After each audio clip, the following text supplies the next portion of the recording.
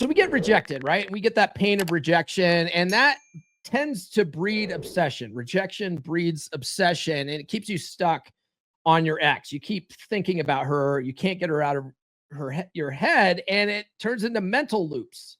When we don't get closure or reassurance, your mind runs wild, replaying conversations and moments and reading. You go back and read text messages, and you go and check her social media, and you're looking for signs that maybe she still cares about you, or you could somehow change the outcome, right? And you just start grinding away. Your mind starts grinding away of, how do I fix this? How do I fix this? And men, we're fixers, right? We're fixers, so we're trying to figure out how to fix this problem. And that leads to a complete loss of focus, with your work, with your everyday life. You can't concentrate on the things you need to concentrate on because all you're doing is thinking about your ex, and your thoughts just keep going back to her, robbing you of your energy and your motivation for work. It robs you of your motivation for gym. It robs you of motivation for anything in your life. And that keeps your self-improvement on pause, right? What's funny is, I think before nasty breakups, a lot of guys aren't focused on self-improvement. They might be focused on career improvement or career advancement, but self-improvement, a lot of guys aren't focused on that stuff. And it's funny how a nasty breakup will cause a guy to really focus on self-improvement, right? Like, what could I have done better to prevent that from happening again, right? And like I said before, it's when we were talking why you're constantly thinking about reaching out because you're trying to fix things. It's an ego addiction, right? Getting a reply becomes a hit, right? You get that dopamine spike. It soothes the pain temporarily, but then you want more. You want a little bit more, so you reach out. You reach out a little bit more. The cycle repeats itself. Right? Some guys go through a complete identity crisis in this situation. They start defining themselves about how she responds to them. Have you ever been through any of that? Be honest with yourself. You don't have to sound off in the chat, okay? Like, I know some people don't want to share this information with the public. It's cool. I get it. But be honest with yourself with this sort of thing, right? Instead of rebuilding who you are without her, all you could do is define yourself by how she's responding to you right now. And that all leads to obsessive behavior. Things like checking if she's online, analyzing her posts, driving by her house. I heard that one the other day. Right? I was I'm not like I was in a group, let's say. I was in a chat group, and some guy was talking, he was talking about how he drove by his ex's house, just, because he had to see things. I don't know what he was doing, but how many of you have done that? You've driven by an old ex's house just to see what's going on. That's obsessive behavior that this sort of pattern leads to, right? You reread old messages. You're constantly going back through emails and texts and DM conversations and stuff like that. All of that feeds the obsession and makes it impossible to actually move on and heal. You've got to cut that shit off if you want to actually move forward in your life, right? And the funny thing is that our friends and family don't actually help us. They often tell us to reach out, right? Which never works. I just saw this the other day. This is like programmed into society. Okay. Anytime you see this sort of stuff on a TV show, it's how society is programming us. Right. But my son and I were watching Dexter.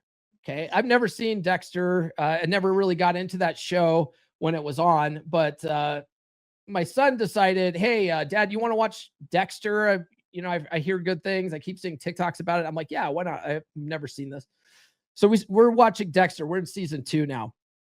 And there's a scene where Dexter's sort of in this love triangle in season 2. I'm trying not to give any spoilers away if you guys haven't seen it. But Dexter's in a love triangle where he's got this girlfriend who is a single mom. And then he's got this crazy bitch girlfriend who's supposed to be his sort of AA sponsor, and now he's in AA not because he's addicted to alcohol or drugs, but he's in it because he's a serial killer and that's his drug, right? And so he decides he's going to go to AA because he ends up telling his single mother girlfriend that he's an addict to try to cover up for the fact that he's a serial killer. And so he goes to this group, and this crazy bitch is in the group, and she becomes his sponsor, and she starts flirty with him and stuff like that. Well, anyway, um, she ends up getting mad at Dexter and breaks up with him. The single mom does. And so that night, Dexter goes to his sponsor's house and bangs the shit out of his sponsor.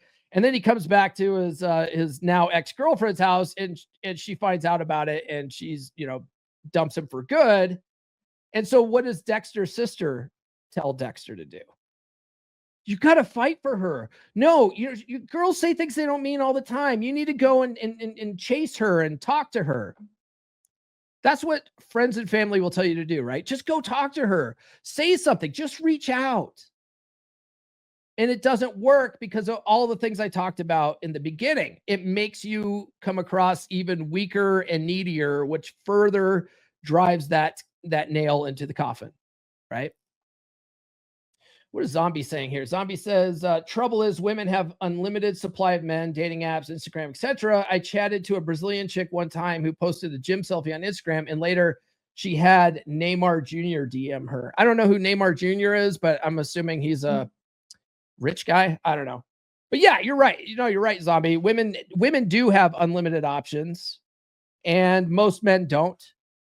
So it's way easier for women to move on. Hey, nurse chick finally showed up. She says, "Good morning, gentlemen. Happy hump day." She must be busy this morning. So naughty. I'm gonna come. Yes. Nurse chick always gets that. All right. I got a story for you guys. Imagine this.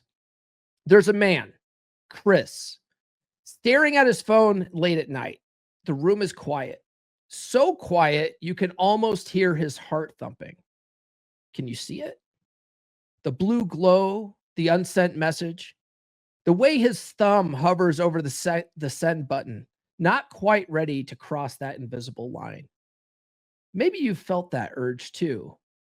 Maybe deep inside. Deep inside, there's a question clawing at you. Will a single message fix the ache? Will a little reply finally make the pain go away? Chris thought so at first. For weeks, he lived in a trance. Every morning, he'd reach for his phone, hoping for a sign.